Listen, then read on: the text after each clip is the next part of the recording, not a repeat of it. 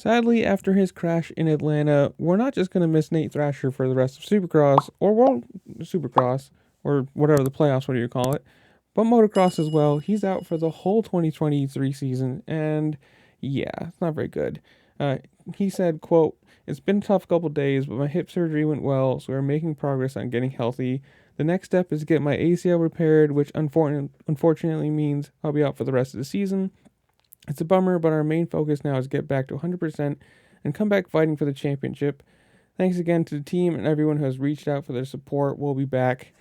So obviously I think he cracked his collarbone, he dislocated his hip, so that had to be fixed, and now, whenever they're going to plan to have his ACL surgery, that's just another thing that's going to be taking more time to heal, and sad to see. I mean, just competitors going down never is good, but Jensen Hendler, the Monster Energy Yamaha Star Racing 250 team manager, said, quote, "It's unfortunate to have Nate out for the rest of the season, but the main focus is to get him back to 100% and ready to fight for the championship in 2024. He made a lot of progress this season and he had some good rides, and we look forward to keep building on that and even better next year." Obviously, he did. He was the main competition for Hunter this year, and it's sad to see. I mean, especially being out for all of motocross as one person already that's not going to be competing. But I don't know. Tell me in the comments below whatever you want to think. How long before we actually see him?